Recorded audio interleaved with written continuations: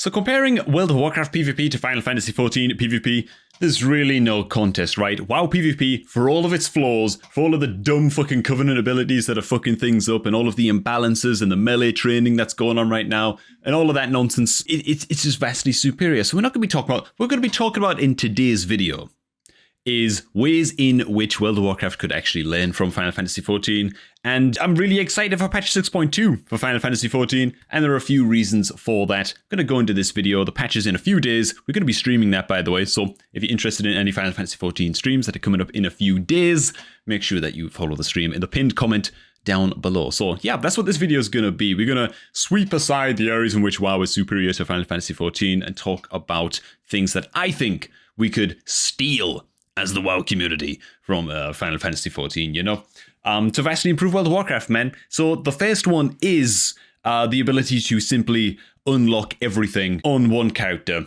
once you've done it once. Now, this is something that's kind of being hinted at as being much more of a thing in Dragonflight, and that's really, really good. We're hearing about things like account-wide reputations, which is awesome. We're hearing about, you know, once you've cleared the story once on a character, you never have to clear that campaign, that huge endgame quest chain again, whatever that might be. I think that's been confirmed for Dragonflight anyway. If it hasn't, it really, really needs to be, dude. Like, I'm currently unlocking Torghast for the second time right now on my 60 Death Knight, and it's depressing as fuck. It's only going to take like 20 minutes or something, but it's just annoying, you know? It's like, dude, I've already done this. I've already unlocked this feature. Why do I? Obviously, you don't have this issue in Final Fantasy XIV, right? Because you have one character and you play all classes on that character and you can switch between them at will. You have to level them, obviously, but that's nice and fast, you know? Once you have one max level character, you get like experience boosts depending on how far away you are from your highest level class or job, as they call it in Final Fantasy. So there's lots of nice built-in leveling catch-up mechanics. The leveling is really, really fast the second and third and fourth time round. And once you've unlocked one thing on one class, well, it's all on one character, so you've unlocked it on for all of your jobs, you know? So that's really, really cool, man. And I think that WoW would fucking benefit greatly from that. So Dragonflight is a big step, so far at least. So far, based on what we know, in the right direction for this point. And just, I suppose, as a side note as well, I'm sure that this is something that Blizzard have already figured out, right? I really hope it is anyway. I hope that they figured out that you can't now have power level altering items on things like rep vendors. I hope that they've actually figured that out, right? Because if you get max rep with the demons of Lamau or something, you know, so you get to like exalt it with those guys, and it unlocks like 7 trinkets that you can buy or something, you know, and they're all really, really OP, and you know, you pick one up for your main. Let's say it's a warrior. And then you level your mage, and as soon as you hit max level, you can just buy the demon's trinkets of whatever, you know, and on your mage, like immediately, because you have the account-wide rep. The rewards are going to have to be mounts, they're going to have to be cosmetics, they're going to have to be tabards, they're going to have to be titles, they're going to have to be just cool shit that's not going to fucking make your stats go up. You know, that's all there really is to it.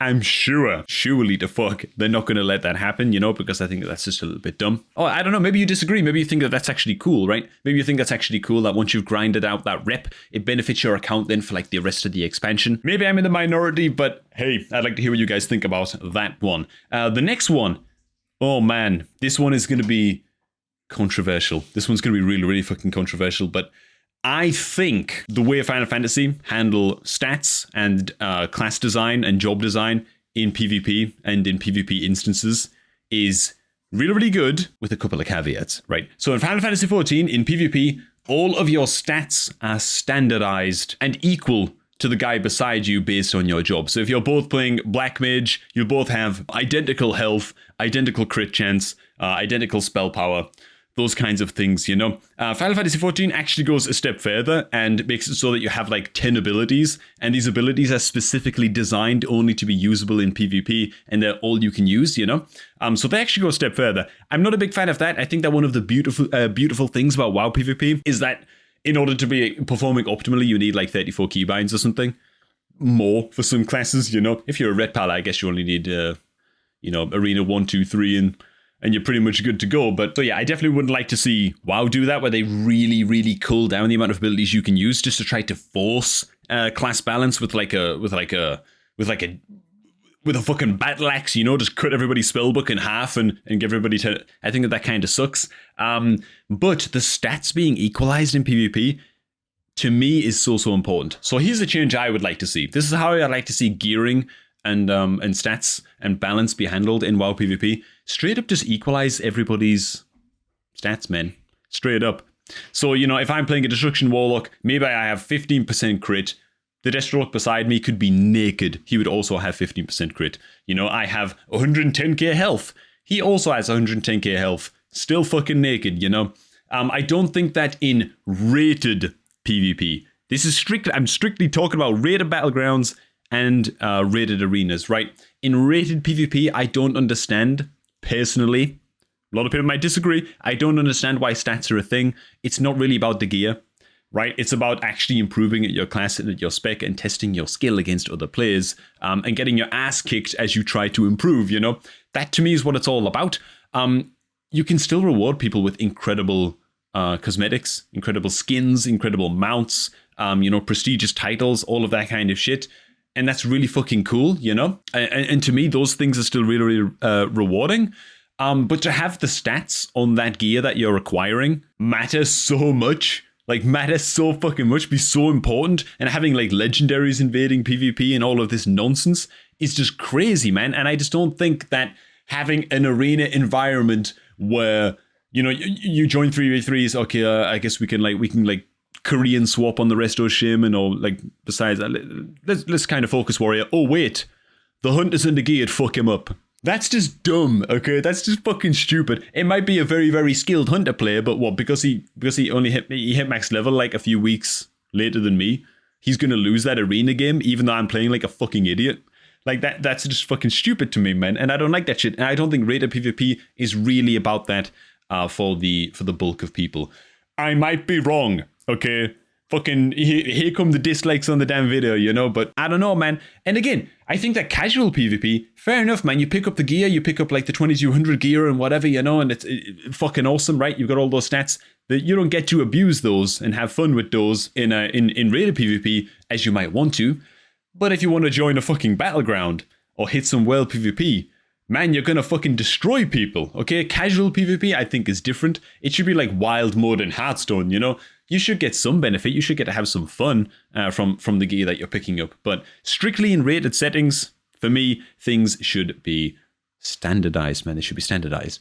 Why else should they standardized, by the way? I mean, we can dream about class balance in World of Warcraft. We can dream about it, but honestly, it would actually be possible if the stats were standardized. If fucking 50% of the healers on ladder are like resto druids, that might be an indication that, you know, they're a little bit too strong. And you could have, like, one intern at Blizzard look into that and maybe, like, dial down the healing of Swiftmen by 20% or something. Or, like, reduce their stam if they're a little bit too tanky or whatever. You know, they can throw steady changes out there once a week and try to actually equalize the amount of spec representation in PvP. They could actually try to fucking do that. Like, imagine that, dude. I know I'm dreaming right now. I don't think this will actually ever happen because Blizzard is just obsessed with keeping their players hooked on the dopamine hit you get from seeing your numbers go up. Fuck, okay. Everyone's going to disagree with me, but that's okay. Anyways, that's something that Final Fantasy XIV adopted and I thought was really interesting, and I actually really like it. And coming back to WoW after a few years away, and just getting fucking rolled because I have no gear, you know. I only have the fully upgraded Honor gear, which is garbage, apparently. It's just kind of trash. Next up, changes to the way that WoW handles narrative and story-based content. So, I don't know, man. I chatted with people about this on my stream a little bit, and it feels pretty unanimous that 90% of people just fucking skip everything. Skip every cutscene, skip all of that shit. They might go back and watch them later on YouTube, you know, to see what they missed, or watch like a Nobel video or whatever to catch up on the lore that they missed and stuff like that. But it feels like a lot of people kind of blaze through the content. They race through the content. I think that part of the reason for that is because, speaking strictly as a PvPer, the fucking game's a race, okay? The seasons are short. You know, the seasons fly by. You just want to rush to endgame and get competitive and get an edge on people as quickly as you possibly can. Now, if stats didn't matter in rated PvP, that would be far less of an issue. You could actually take like 2-3 weeks away from Arena if you wanted, go back, experience some narrative content, learn a little bit of lore and whatever, and it just opens up a new avenue through which you can explore the game. Now, a lot of people say, oh, well, they fucking butchered the lore, blah, blah, blah, blah, blah. My character's just a fucking, just a peon bystander who follows Thrall around, you know? And like, okay, I get that as well. I think that a big part of what makes Final Fantasy XIV such an incredible narrative experience, like if you're really following the narrative, you're really following the story, you're reading everything, you're checking into everything, and you're theory crafting as you go and stuff.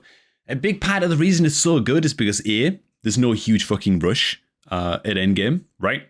There's no huge rush to clear everything at endgame because your stats are going to get equalized anyway, and you'll pretty much always be strong enough to see all of the narrative content, and that's awesome. It has much more of like a sandbox feel at endgame as a result because you're not racing with everybody all the time. And second, dude, your character's like the center of the story in Final Fantasy XIV, man. It's like in WoW, you're just some grunt plodding around behind Jaina and getting yelled at by Thanos and fucking all of that shit, you know? And they're like, oh, more Walker, raise your sword. And so you're raising a sword by clicking a button, you know, and stuff. And it's like, you could be anybody. You could be nobody. Like, you are a fucking nobody in the story, really, you know? And it's like, I don't know, man. Final Fantasy XIV has done something really, really special where I feel like Blizzard are really scared of kind of disrupting their own lore. And they like to write things like, oh, Sylvanas novels and stuff like that and blah, blah, blah, you know? And it's like, well, what are they going to do if your character's like the heart of the story and you're like a hero and an established character in the WoW lore? How the fuck are they going to write a Sylvanas novel and be like, oh, then a mysterious hero shows up and defeats Sylvanas, you know? How are they going to write that into a novel, right? They're very, very intent on locking the lore around like the classical heroes and villains in the Warcraft universe, you know, in the Warcraft story. So I can't see this ever changing, but dude, as somebody who hasn't played through like a story-driven game, like a really, really story-heavy game like that in such a long time, Final Fantasy XIV was amazing, man. It was actually so fucking good. The story of that, and it's still ongoing. The current chapter is obviously wrapped up after many, many expansions. We're talking expansion after expansion after expansion of like culminating towards one final kind of like grand finale where your character's at the center of it. You feel valued by the other NPCs that are following you around, you know, your scions, your friends and stuff. And it's sweet. And things like dialogue options in the cutscenes that you can actually click through and choose how to respond to someone. And it doesn't affect much, but it makes you feel part of the cutscene. And it just feels sweet. You feel like one of the gang. You feel like one of the gang in Final Fantasy XIV, you know? And it's just fucking sick. And I would love so much if WoW could try to tap into that, man. If it could try to tap into that. It doesn't have to make it mandatory. Because, by the way, it's very fucking obvious coming from Final Fantasy than coming into Shadowlands after all this time. It's very obvious that the campaigns at Endgame in WoW, or the Zereth Mortis campaign and the Chains of Domination and blah, blah, blah, blah, all of those campaigns were meant to emulate the main story quest style of leveling and storytelling that Final Fantasy XIV employed. The difference is it just wasn't done very well, you know? And I can't really blame Blizzard for that. I mean, as far as I know, Battle for Azeroth didn't do it very well either. Or maybe they just didn't try that. I don't know. This feels like their first swing at it, you know? So this is actually something I think they could improve in future, man. Make the storytelling just make it good. Make your character feel like part of it. Make you not feel like a spectator to another hero story, you know? And that's all it really is. Much easier said than done, but I think it's worth throwing out there, man. So, yeah, I don't know. Maybe a lot of these takes are going to be controversial as fuck. If they are, please do let me know. If you want to see me stream some Final Fantasy XIV a few days from now. On the 23rd, patch 6.2 will be released for FF. So we're going to be jumping into there, me and Sophie, on the stream, pumping out a ton of Final Fantasy XIV videos when that happens. So, yeah, stay tuned for all of that. Thanks for watching, everybody. Looking forward to reading your comments down below, shredding my controversial opinions, and I shall catch all of you guys just a tad bit later.